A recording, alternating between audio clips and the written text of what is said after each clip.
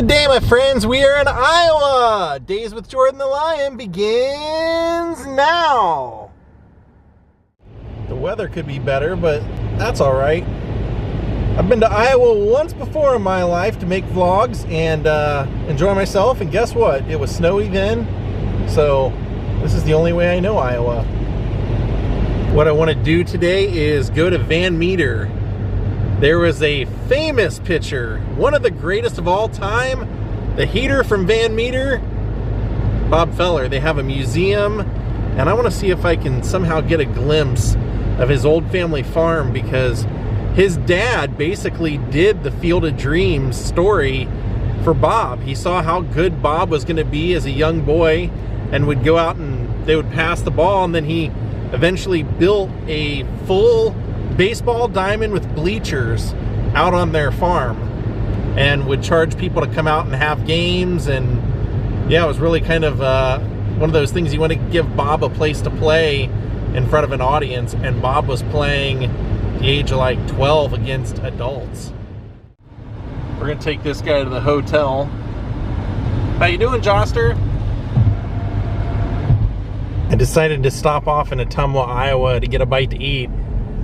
Something famous is here. Actually, right here in this parking, the Canteen. So it's the Canteen lunch counter, and when they built this parking structure, they just literally built it right over top of it because it's such a landmark. Founded in 1936, this was the Lanford lunchbox inspiration on Roseanne. So cool to see the real spot. There's the loose meat. That's what I ordered. Look at this classic place. Wow. And what can I get for you? Well, I need Literally just a good lunch counter here. pickle and mustard. Okay. And an autographed plate by someone in Jaws. That is one with everything. Had to try the loose meat. Totally excellent. Wow, so good. Okay, sorry. See, they even have a picture of Roseanne, or from Roseanne, showing the lunchbox and how it was based off of this.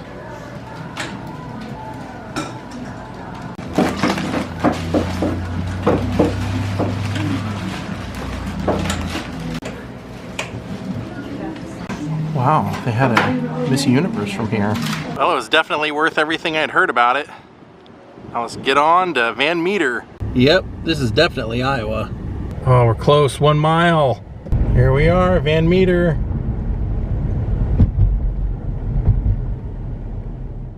We've made it to what is the Bob Feller Museum, and look at this wonderful, I guess it's a mural, but it's actually made out of brick, so it's way more interesting. And it's got Chief Wahoo.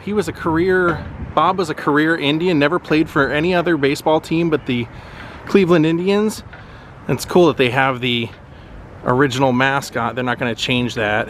And he was great because as a fan, you could write to Bob Feller if you found his address online. He would sign autographs through the mail. He was really good about that. Nice to see a flag waving high for a patriot like Bob Feller. That's very cool.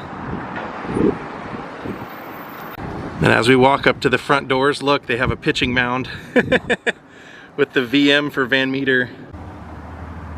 So it's actually in City Hall. You walk in, they have one of his jerseys. They have a great picture of him up above this door. Rapid Robert, the heater from Van Meter. Then they've got a homecoming announcement ad from the paper. He was really amazing. I mean, this was a guy who, he was such a good pitcher that scouts came out to see him play for the American Legion team for the town next door, Adele. And the scout said that he watched 6 innings and said he'd never seen a pitcher so good before. They signed him when he was 17, made his debut in that August, struck out 15 people his first time pitching. His second attempt, he pitched 17, tied a record. So here's some art about Bob Feller.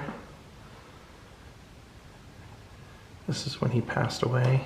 He died of leukemia. And there's another great painting of Bob right there. And over here, we have, it's like a hunting photo of him and his dad. He and his dad were very close. His dad was a farmer and actually would farm corn and wheat because it was easier to finish for the day so that they could get out and pass the ball.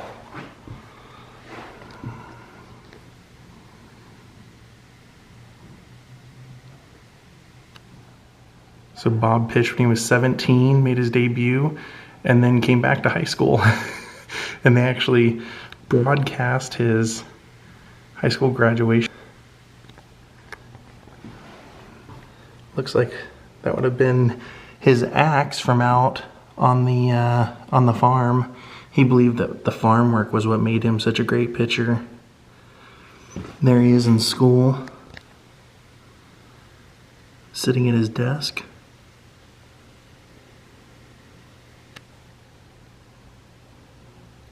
And they have an autographed baseball with his full, he very rarely did that, put his full name on there. Robert William Andrew Feller, Hall of Fame 1962. And it's even in one of the model gloves they would sell in stores. Now on the left we have what looks like a baby photo out on their family farm. And then a photo of Bob, his mother, father, and sister. Bob's dad grew very ill in 1940 when Bob was going to sign. He was actually on a trip on his way to sign his new contract, and Pearl Harbor got bombed, and he stopped what he was doing. He stopped where he was, made a call, and enlisted in the Navy the next day. That's the family Caterpillar from on the farm. Then Bob's family farm, the house he grew up in is gone, but he built his parents this home with his earnings. $25,000 home near Van Meter. And that was the home that was torn down. It's really amazing how much memorabilia they have in here.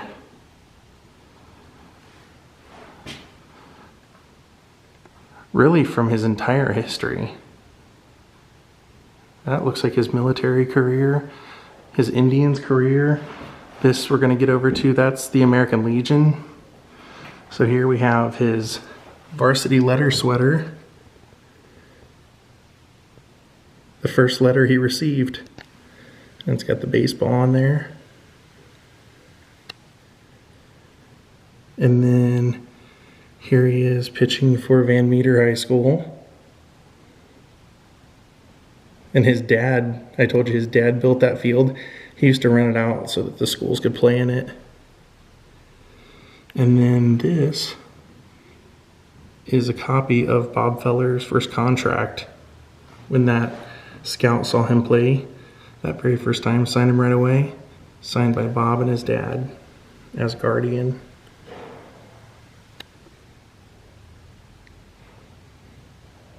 That was the Bob Feller model glove that you could buy in Sears in 1938.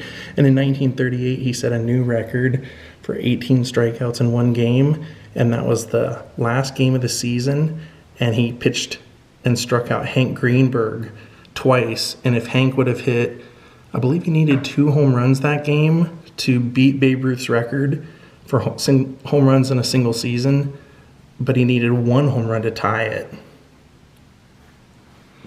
Then there's a baseball signed by Bob and his dad together.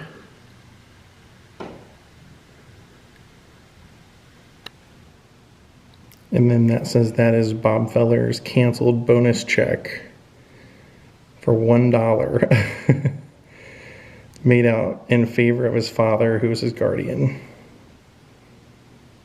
And that red ticket in there is the ticket from Bob's homecoming game after he had already pitched that summer. And that award back there says 1946 Fall District Van Meter High School.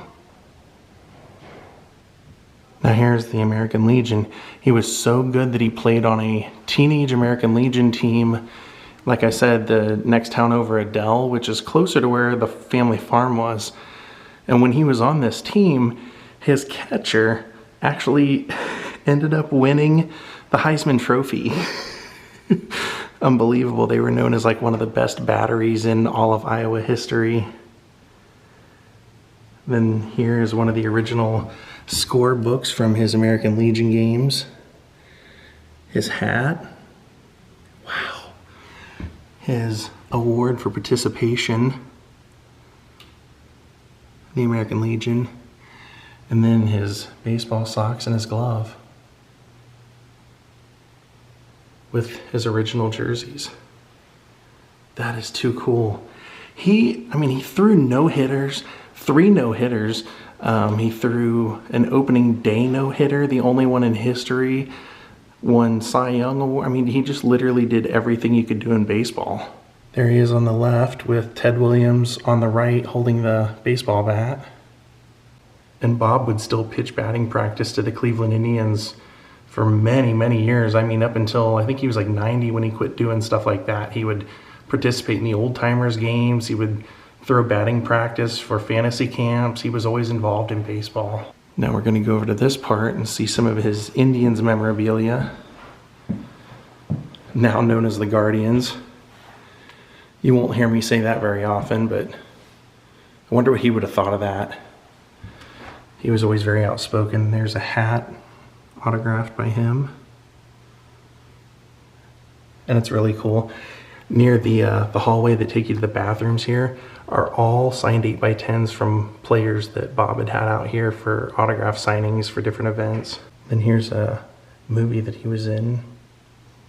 All the Indians were in it, in fact, it says. And then there's a Bob Feller candy back here, and he had signed that as well. Down there by the 5-cent sign. And Bob Feller also held the record for the fastest pitch for a long time. Before they had the modern ways of calculating it now, he pitched up to 107 mile per hour pitch, but with modern testing, he had pitched 104. And Joe DiMaggio said he had never seen anyone throw as hard with a better curve than Bob Feller. Didn't think it would ever be a better pitcher in history, he thought. And then there's Joe DiMaggio, Ted Williams, Bob Feller, and Ted Williams' son over here on the far right, John Henry. And that was them at Ted Williams Museum. And that was Bob Feller and his debut. The age of 17 in 1936. He was the youngest pitcher to play the game continuously. Joe Nuxall pitched at a younger age, but only played 1 game and then was sent back.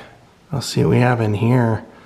I'm seeing a lot of signed baseballs and signed statues. Like I said, he liked to sign autographs. Happy birthday, Joe DiMaggio button. He must have went to Joe's birthday. And he's not buried out here. I did go to Bob Feller's grave already. He's buried out near Cleveland. Future home of the Bob Feller hometown exhibit. Then there's an article about Bob being the strikeout king and him getting the massage after the game, them working on his arm. And then here we have a couple of bats. One signed by Ted Williams, made out to Bob Feller. You can see Ted right there. The baseball is signed by both Ted and Bob, who were great friends. And then the bat is for Bob Feller. Best wishes. I think that's Bobby Doerr, second baseman from the Red Sox. And there's Bob and Ted in the locker room. That's a photo of Bob Feller taken after the no-hitter that I told you about on opening day, the 1940 no-hitter. Now here we have his military history, and he was extremely, extremely proud of this.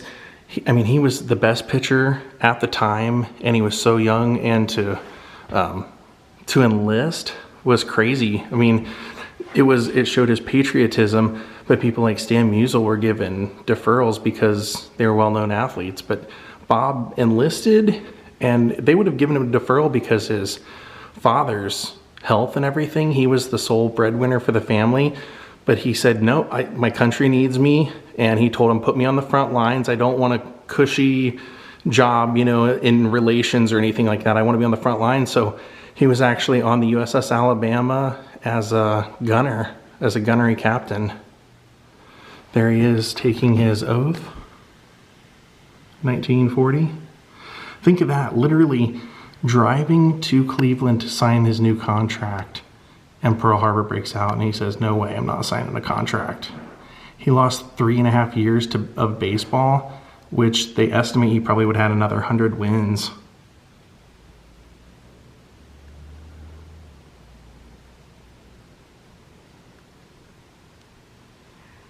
But he didn't miss a beat. When he came back to pitching, he was as good as he ever was. Hometown hero. And they did do kamikaze missions and various things, so his life was in danger. And whenever somebody would call him a hero, he said, no, I'm not a hero. Heroes seldomly come back alive. And there's his sack. His military sack, I guess. Whatever it's called, gunnery. Everything, all the info's fading off of it, but then down here he has the Great Americans Award. That's what that eagle is.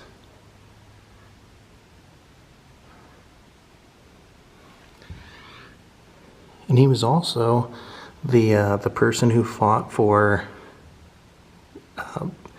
Major League Baseball players to get a pension. That picture down there, that's his bunk on the USS Alabama. That's pretty cool to see. And then even down here, they have more of his awards. They have, this one's a Riviera Hall of Fame award. Baseball Hall of Fame of Mexico. An award from his friends at Good Shepherd. What an exhibit. Pretty nice. Now let me show you that hallway I told you about. So as you go to the restrooms, these are all signed photos of people that he had out here for various events and did autograph shows with. And most of them, well, a lot of them are dated when he met them or when they signed it. There's Wade Boggs.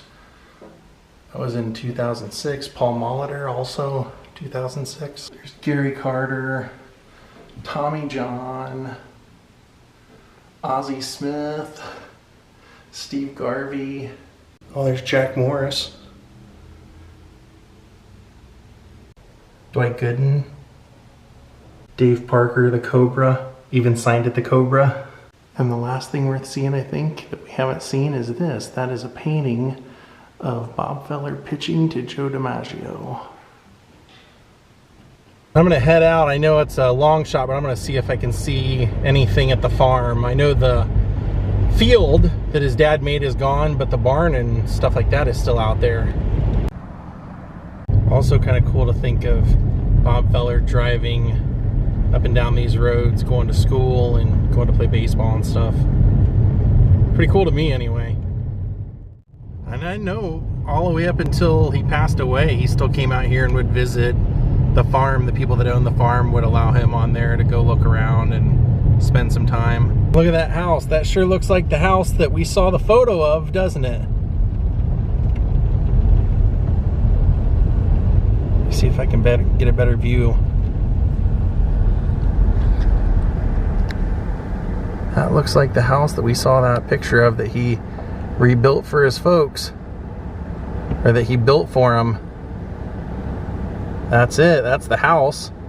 So there's one of the barns. There's a couple more on the other side, but he was known for, they would go out, him and his dad would go work out in the farm, out in the fields, and they would shuck all the corn by hand, then come back and grab their gloves and throw the ball. If it was too cold, they'd throw the ball inside the barn, but if not, they'd throw it outside. And he actually, Bob wore out the doors of the barn. hitting them so many times, and actually broke his dad's hand throwing the ball around when he was 12. Pretty neat to see. I believe inside the barn somewhere it still says Feller family and what year they bought it. Yeah, there's a little bit more of the house and more of the outbuildings. Just see him throwing the ball right there with his dad. So cool.